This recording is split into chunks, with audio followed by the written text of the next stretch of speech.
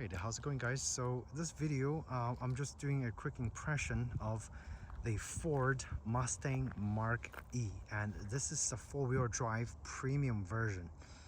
The reason we got this car is we came to a trip in Arizona. We rented with Avis. Supposedly we're supposed to get a Volkswagen Jetta. However, when we get over there, I think all the models were sold out, and we were given this car. She was like, would you like to try an electric vehicle? We were like, sure. In my mind, I thought we're gonna be getting a like a Volt or like a Versa of some sort. However, she says, oh look, there's a Mustang Mach-E over there that you guys can just, go ahead and grab it. And that's how we got this car. And we were quite surprised that this car, when we got it, only had around 400 miles, virgin miles. So literally they give us pretty much a brand new car to drive around as a rental car. So again, I think this is a 20-inch wheels, so I have to go look at the premium spec really quick. But first driving impression between me and my wife, we are thoroughly impressed with the performance of the premium version. And this one had extended range, so it goes about fully charged 310 miles to 290 miles, depending on how aggressive you drive. And again, full electric drivetrain. We never even opened the front. I don't know how to open the front. I don't know if there's any storage in there, but just want to give you guys a first impression on how the car looks. And obviously, as you can see, we are right here in the Arizona desert. We are hiking the Pikachu mountain, which was supposed to be a volcanic formed mountain right here. So let's show you guys really quick. So we just finished hiking, and I thought, why not just do a quick first impression. The driving dynamics of this car, my wife just bought a Ford Mustang 2024 version EcoBoost, and while not matching the driving dynamics of the Ford Mustang, according to her, this car is super fast when it comes to acceleration. 0 to 60, I'm pretty sure it's less than 5 seconds. Okay, you can pretty much smoke a lot of cars on the street from stop and go traffic. I don't really know why you need it, but again, that's just how fast this car is. Again, if you step on the pedal, there's always infinite amount of power available for use. And this is a four-wheel drive version. Okay, so you're getting more control and more stability out of the Mustang Mach-E. Retail, I went online and I looked. The retail value for this car is, with tax, probably well over $60,000. So it's not a cheap car. Okay, I was excited. I was like, oh, let me go check the price of this car, and then I find out this is the premium version that Avis offered, with really nice looking wheels and everything. And again, the tail light looks really good in person. Okay, not as controversial as the 2024 Mustang's taillight, but it looks good actually. And there's your Mustang logo over here. It's a slightly textured. Your back view camera and the trunk. Obviously, this is not our car, so we can't give you a long-term review. However, after about 300-400 miles of driving, just for a couple of days, we are very impressed, and it's quite a fun car to drive. Provided the infrastructure for charging is plenty. Okay, here in Arizona, we see a lot of EVs, a lot of solar powered houses, but in Florida, like we rarely see any like solar infrastructure in Florida. So I don't know, maybe over here it's better to drive an EV because charging infrastructure is there, a lot of place to charge it. However, just from our driving, we kind of have a range anxiety for EVs. And it's fully automatic. Everything's automatic, folding mirrors as well. The back area is plenty, And I believe we can also fold the seats to the front to get even more space right here. But yeah, it holds plenty of luggage. Let's see what's under here. Never opened this. So they did took the charger away, so we don't have any charger. So we have to use any kind of available infrastructure that's that had a plug. So we can plug this car in to charge. It charges level 2 charger. You probably need a whole night to fully charge the car. The charger is right here. But if you have a DC charging, I believe you can charge it faster, I believe. And I think that's for DC charging. So you get a much larger port over there. We have limited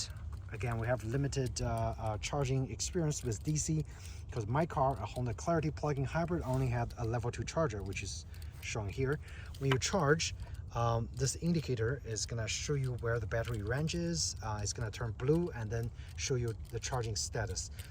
When it's full blue, it's fully charged. When it's flashing over here, that means it's 80% charged and such. Okay. Let's see. You got the blind spot monitoring over here, and all the lights are LED. And this is the premium version, so it's got. Let's see. I'm gonna just start the car really quick. We drove about 400 miles already. When we got the car, it's 400 miles. Now it's 800 miles. We charge it every night at the hotel. So the hotel had a free level 2 charger. So we were lucky to charge the car, okay? And this time we drove out of the town. We used about, I think, 40, we used about 30. So it just paired with my Apple CarPlay, so it kind of stopped the video for a little bit. But I was saying that we used about 35% of the juice to get to this park from Phoenix, which is I think around 80 miles. So yeah, I think in terms of range anxiety, it is there. This car is more than capable of commuting from Phoenix to Tucson, and then you do a full charge and you might be able to, go back from Tucson to Phoenix without any kind of, fear, because both of those places offers ample charging structure. However, if you're taking this up north, some remote areas where there is not enough chargers, I think I would personally be worried about charging this car using a level 2 charger without any kind of DC fast charging. So that's our general impression. Being, only gonna drive this car for a couple of days. Yeah, that's our fear, where, charging is an issue. Even though Arizona, I feel like, there's a lot of charging infrastructure, we still get anxiety when it comes to long mileage driving and commuting and charging. Like if I live in the city, this car handles city traffic exceptionally well. If you live in the city and you love the thrill of stomping on the pedal and just go fast, hell yeah, this car is built to go fast. And it just feels like you're driving like a toy car that can go extremely fast. That's how it feels like. In terms of the manual, I don't feel like this is as intuitive as say a Tesla like manual system. A lot of apps just feels like half baked in. It's not as polished as a Tesla. However, for the most part of our driving, just the joy of driving, the simpleness of driving is more than enough for us to say we would seriously consider this car if we live in the city and we don't do any kind of like super long distance commute. It's a very, very fun car to drive around. In terms of the amenity and the interior features, most of the stuff is laid out pretty logically. This one uses a little like rotating, dial. It's pretty big. It kind of takes away the space, so like I feel like this could be used for other things, but they just put a big dial over here. Parking, reverse. If you do reverse, you have a 360 view, which is quite nice.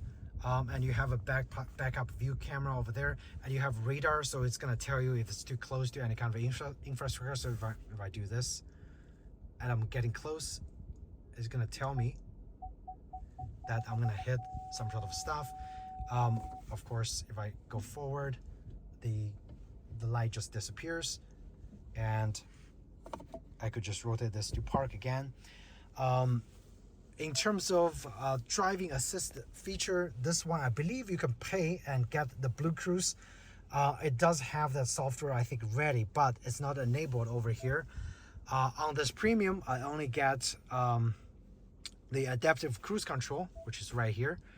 And with that, you have lane centering assist, you have predictive speed assist, which automatically detects the speed limit on the highway and then reduces the speed for you. I don't really quite get that. Always turn off because the cars are always going faster than the speed limit. So that feature there is not as useful, but it is there. And speed limit assist, there's a speed warning if you're going faster than the speed limit. The lane keeping system, you can have it in aid mode or just give you a alert. So always aid is nice. There is a sensitivity level that you can, kind of change. Pre-correlation assist, you have a distance indication. I think it gives you a distance. You have a emergency braking, always nice to enable it. Evasive steering assist, so if you're getting too close, it's not able to brake. It's gonna try to, steer to the side for you. There's a sensitivity level, of course. You have, a couple different sensitivities. So the driver assistance, of course, this is the most important feature, I think, in the safety feature package over here. You have a lot. Reverse braking assist.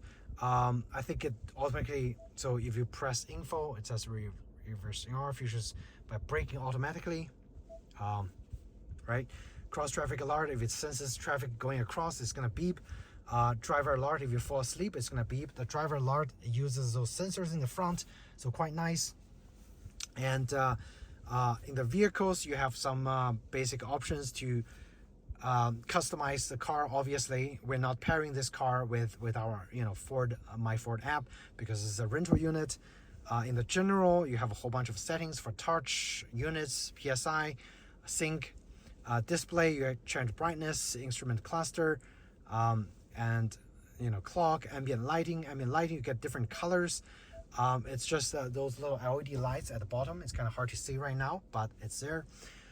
Connectivity, you have that the Ford Connect, which uses a LTE where you pay the hotspot. You pay, you get in-car connectivity. Quite expensive, nobody's using it. I don't know.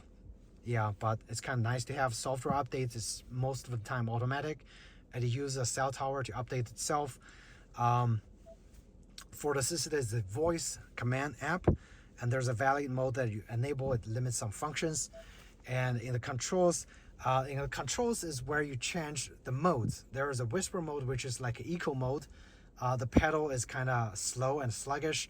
The engage is kind of the normal mode, which you get a lot of fun in driving. And there's a unbrittle mode. If you enable that, the throttle gets super responsive, and you go from 0 to 60 in less than 5 seconds. Super fast. Almost too fast to our taste, like in city use. So we, for the most part, use Engage. My wife like Engage, which is normal mode. You can go fast. For me, I like Whisper. It's very convenient and it's very quiet. It's just a laid-back driving mode. In all of those modes, you have a one-pedal drive mode, which if you enable, you don't have to use the brake. So you just step on the pedal, and depending on how hard you step on the pedal, the car just goes fast. And if you lose a pedal, it goes to a complete stop. That's a one pedal mode. There's a propulsion sound, which gives you a sound from the speaker to enhance the driving experience. I don't really enable it. It's pretty fake, but it's nice to have. There's an auto hold, so if you come to a complete stop, if you don't hit the accelerator, it's gonna stop there. It's not gonna move. Okay. And in terms of, so that's pretty much all there is in terms of the control. You have a built-in navigation. It's pretty primitive, very sluggish, doesn't even pronounce the street names. So again, useless, but it is there. For the most part, you're gonna be using the Apple CarPlay or Android Auto. You have a full owner manual built-in right there. You have a charging status, which gives you some basic charging status, like the efficiency or whatever the range there is. It's pretty basic. You don't have anything, special extra there. You have Sirius XM, but it's pretty standard Ford Sync 4.0 stuff. Nothing special except this car is fully EV and it goes fast and it drives fun. You still get a lot of body roll, being this is a full-size SUV, is pretty big. Plenty of space in the back, by the way. So if you have kids and stuff, you know, the back is gonna feel very comfortable. You have an air vent over here. In terms of the interior features, it's all cloth, soft touch. This is hard cloth, hard, a little bit of soft touch somewhere at most important area. Soft touch. The thing that I don't like is the cloth on the speaker. Very easy to get dirty, okay? And so is here. The speaker, and if you're driving in dusty condition, it gets dirty pretty fast, okay? So yeah, I don't really quite like that. The premium version also gets a wiper on the back as well, and a full sunglass. It's not as hot, so don't worry about that. Like if you are, you know, thinking about being in a hot area, it's not as hot. It actually blocks out the sun pretty good. And you have the garage door opener stuff for the premium version.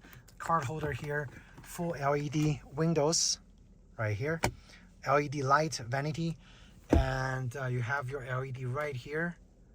Okay, quite nice. Your basic stuff, and the interior, it's not super premium, okay, but the speaker is quite nice. This is the B&O like 10 speaker setup.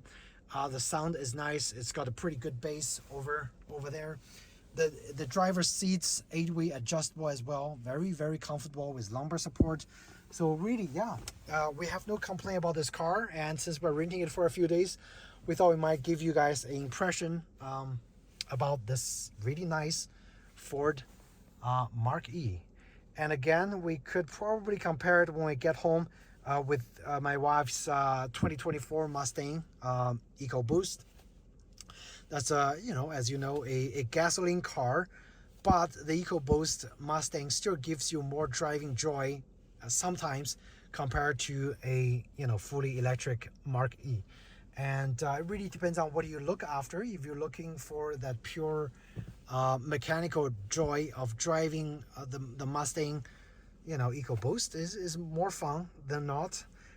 But if you're looking for the technology, the best, you know, the best of the EV that Ford is offering you, you should definitely give the Mach-E a consideration. But as I said, a lot of fun driving. Software package, you know, still needs some polish, I feel like. But in terms of the